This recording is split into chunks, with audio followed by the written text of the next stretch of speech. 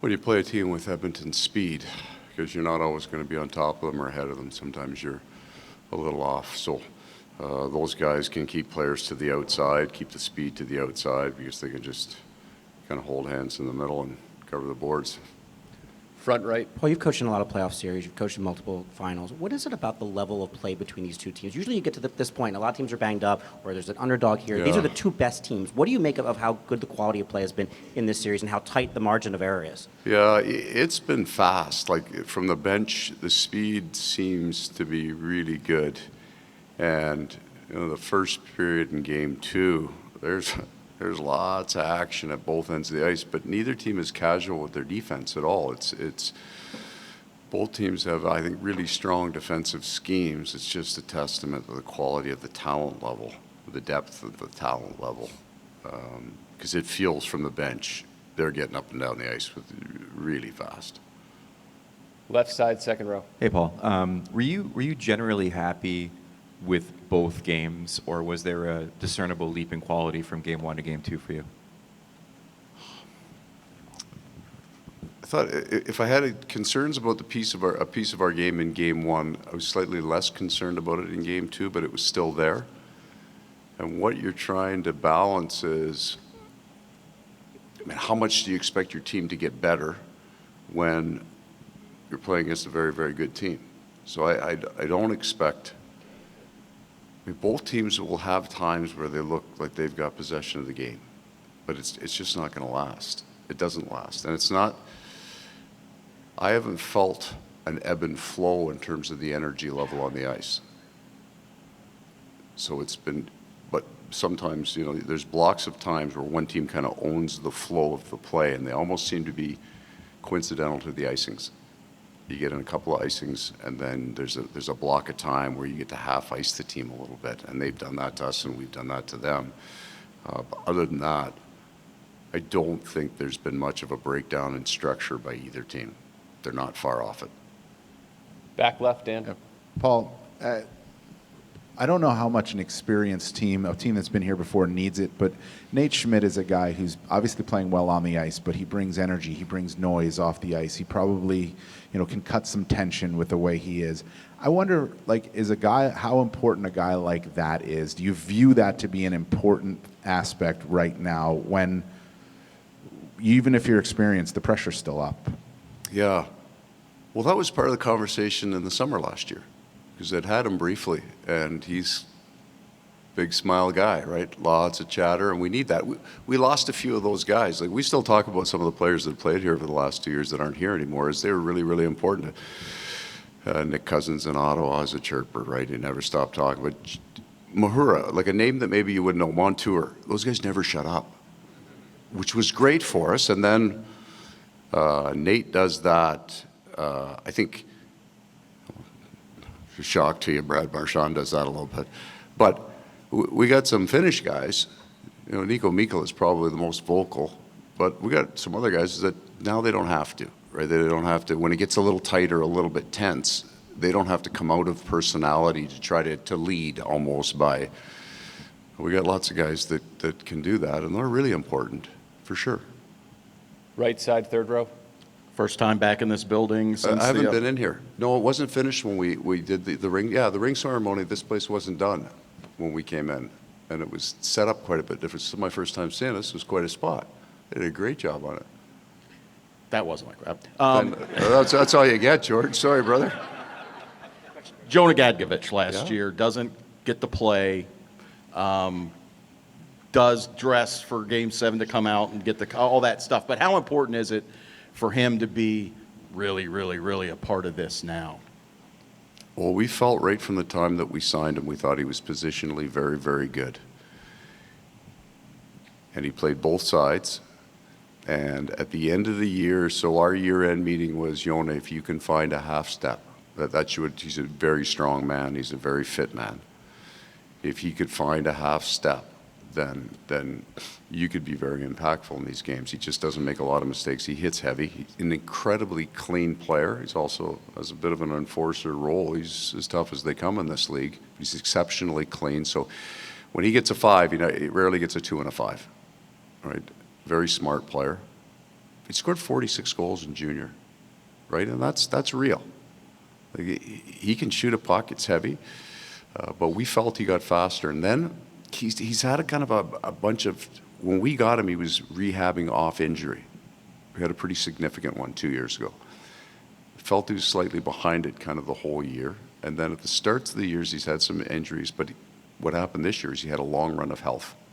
And then, said before, in the last 6 weeks of our season, we had a very, very difficult schedule, and that's when Greer, Nosek, and Gadjevich went together, and they were really good. There were nights they were our best line. It's not always how many goals you score. I mean, in terms of energy level, consistency of systematic routes, the basics. So I think as a group, and then when they came in the Toronto series, that for me was the inflection point. Right? They had kind of got us back to more of our style of game. So Yona's a big part of that. Right side, second row. Paul, is there something about Brad's game that surprised you or you didn't expect coaching him as opposed to watching him from afar? And also as a person, what did you learn about him? Yeah, well, the hockey part of it, you need to get on the ice with these guys before you get a real sense of what they can do. And I didn't appreciate how good his hands are. It's in that kind of Matthew Tkachuk, some of the things they do in the small. For him to control that puck after Leon Draisaitl came, got him on the back check and got a stick over puck and still was able to, that's a set of hands that's at the top end, right? Those guys are special. So I didn't know that until you get on the ice with them. The personality part, there was a little bit of Matthew Tkachuk in there. I'm in Winnipeg, he's in Calgary. I'm not a big Matthew Tkachuk fan. I understand the fans don't like those guys. I was one of them, and then he's in Boston. We're here. We had the two heaviest series that I've ever been a part of are the two Boston series last year. I mean, they're nasty. This is mild compared to what was going on there. So, but how positive he is every day. He's in a great mood every day.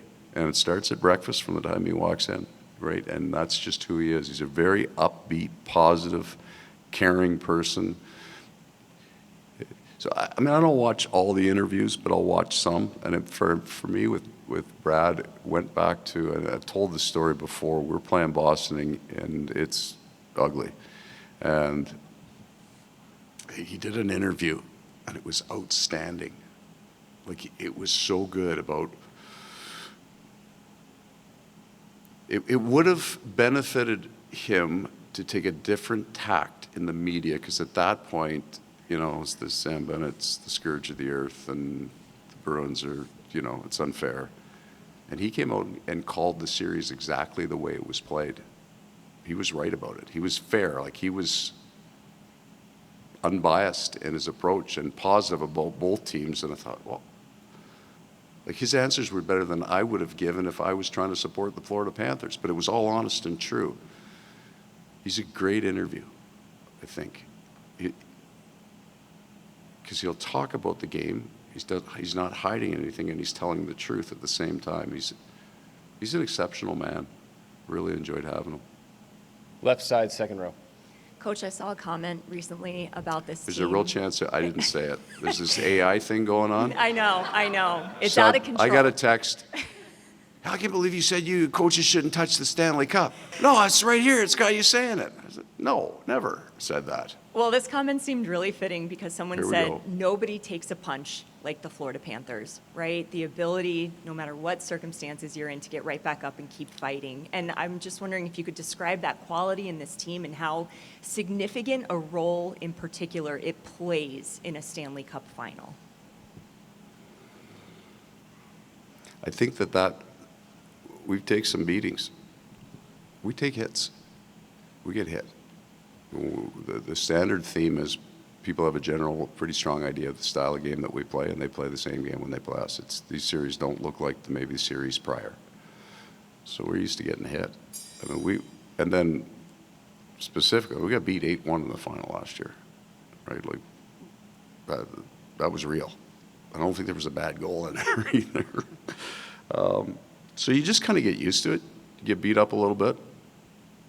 Wake up in the morning, you don't feel great. This is easy for me. I wear a suit, so I'm fine in the next morning. But for the guys who play on both teams, you just get used to it. Left side, third row. Two quick things. I just wanted to know, you had that great emotional win in game 2. Do you wish you were playing tonight with the extra travel day? And then the second thing is, just really quickly, is the complexion of the series. I mean, you are one shot away from potentially having to win 4 or 5 to win the cup, and now you have home ice advantage. From a coaching standpoint, how much has the whole course of this series maybe turned on that win?